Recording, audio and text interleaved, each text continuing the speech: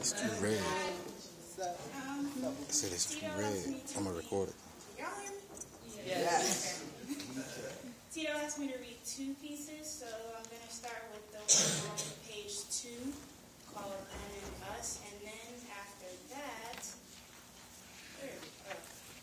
I'm going to go to page 23.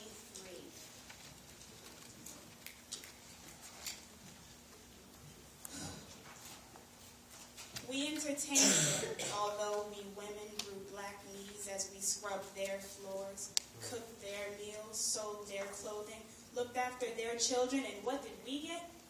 Diluted blood in the process. Calloused palms and aching fingers that worked their ways into knots, yet and still, we served them. Though they thumped their Bibles at us, masking themselves Christians, pulling our children away, yanking about their hand. The summer nights were cold. Winters grew colder. Emptiness and separation from family was too much to bear. We craved for food, yet our strengths let us down.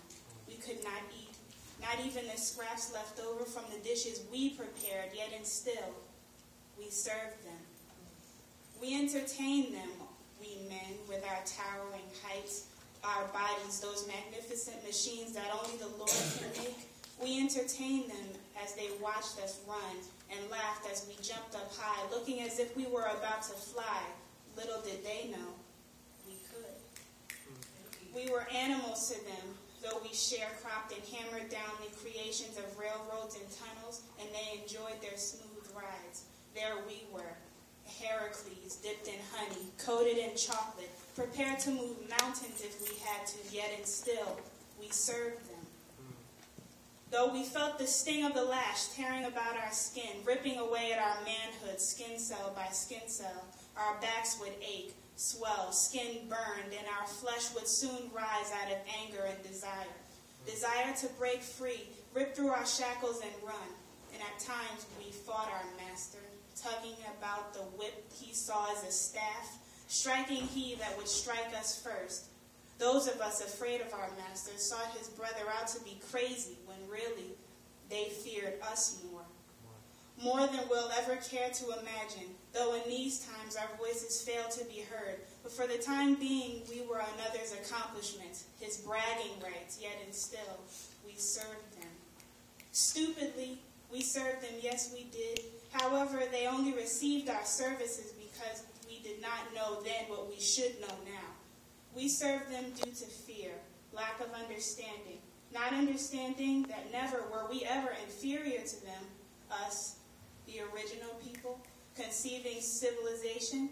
We birthed them, though those of us who traveled and settled north, there we experienced a transformation, a metamorphosis, if you will. Lighter skin, thinner hair, lips and noses. There we were their mothers, bearing the unspeakable agony, and their growing in our wombs caused us pain. We nurtured them and fed them the milk of our breasts, only to see them go astray and come back men under a different name and color, white. To spit in our eye, strip us of our sons, their brothers, all the while forgetting who they are. All where through God they came from us. From us they would soon come. People, all people, my people, acknowledge the true blackness in you.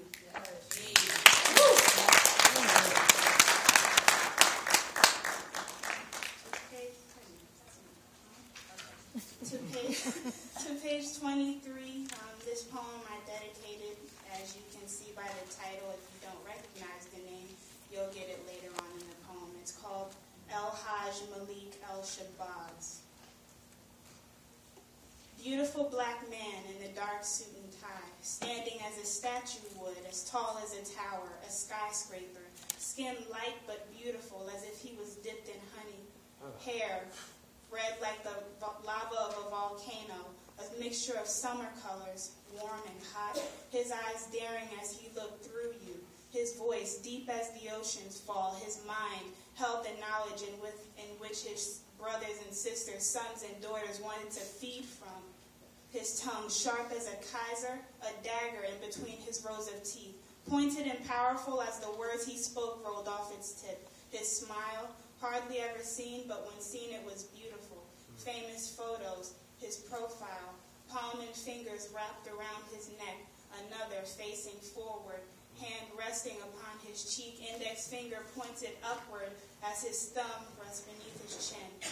So invisible, so misunderstood, unloved by people who don't know you, by those who don't care to know you, and yet they flap their tongues and point their fingers ready to label you in any way, yet their labels walk with feet of clay.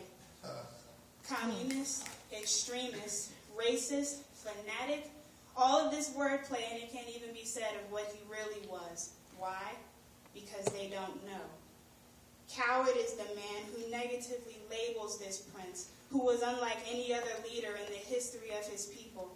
Angry are those men who saw what he was and grew threatened by his knowledge because he had what they never pushed themselves to grasp. Hateful is the man who threw darkness on him, calling him Satan when no one is straight-laced. And masked is the man who held his hand or wiped his tears, who put his arm around him, telling him that he was his brother, who knew of what was to happen after he went his separate way and parted from the jealous man who shattered his faith, who praised him in his presence but spat within his face, who threw a metaphor message called death to his name and spat on his grave in 93, still disrespecting him and cursing him, infuriating his family, and then lied to his daughter, who, the eldest, viewed her father falling backwards into rows of chairs. Ilyasa, much younger, recalled the missus throwing herself over top of them, and the eldest shed tears, and thinking of that February day.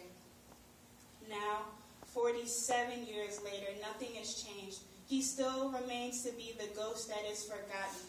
On his birthday, there is no celebration, no holiday was given. The memory of him is faded, had been faded, sadly.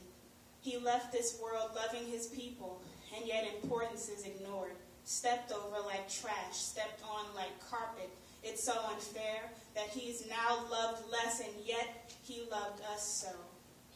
Nevertheless, there are a few who will never forget the size of the marks of his everlasting prince welded deeply within the earth. This poet happens to be one of those few who understand him and respect him, to eat the food of thought that he prepared for us, his brothers, his sisters, his sons, his daughters.